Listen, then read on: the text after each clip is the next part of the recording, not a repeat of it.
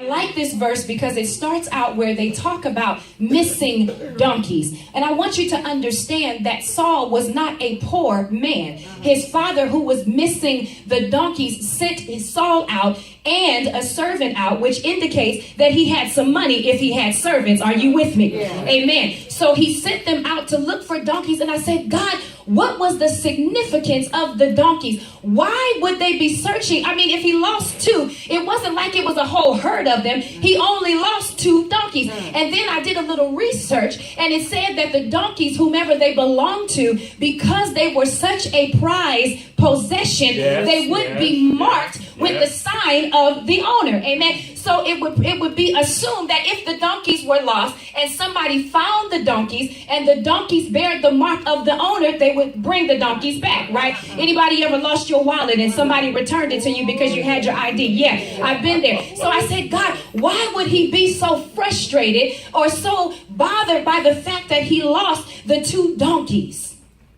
Catch this. I love the Bible. Every animal in the Bible has symbolism, right? Can I teach for just a minute? You know, the dove, when it descended upon Jesus, it represented God's presence with us, okay? You understand that horses were rode in order to go out for war. But the donkey, if you remember the donkey, how many of you know the story of Balaam? Right, come on. Yeah. So as I was doing my research, it said that donkeys symbolize a time of peace. I would that you would let that permeate for just a minute. I just told you he lost 2 donkeys, and the donkey is a sign of peace. Come on.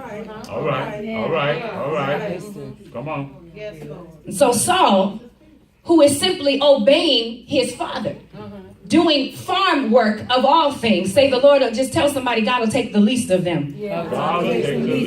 He's doing work for his father. And he's just simply being obedient.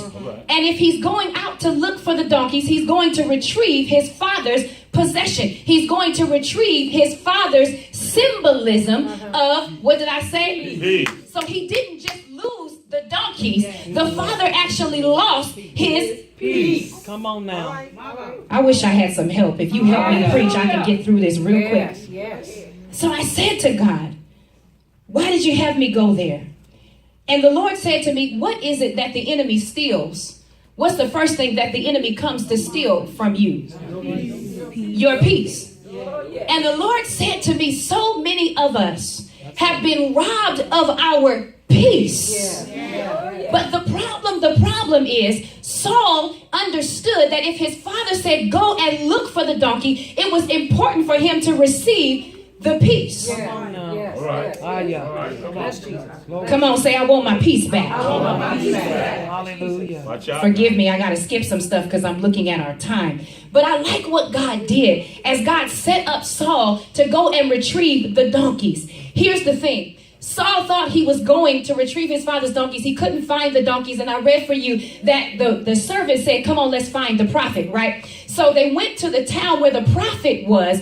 Catch this. When you need something from God, when you need answers, you know how it is when you get just in the midst of your stuff and you need help and you can't get no answers. What do? Who do you seek out? You go to the prophet. You go to the pastor, right? Yes. You go to seek some counseling. Come on. Right. I'm not in here by myself. I've been out there on a limb, crazy, frustrated, anointed and all, and I had to go and seek out the prophet of God. I had to go out and seek out some help. And they said, but we don't have anything to give.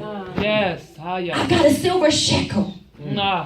But won't God take the little bit that you do have and answer your question anyway? I wish I had some help. I just told you that they had lost their peace. And they needed to go and seek out the prophet of God in order to recover their peace. And they're saying, but I don't have anything to give the prophet but a silver shekel. And I love it because that's just like God. I really don't care what you don't have. I really don't care what's in your pockets or not in your pocket. I really am not expecting anything. All I'm expecting is for you to come to me.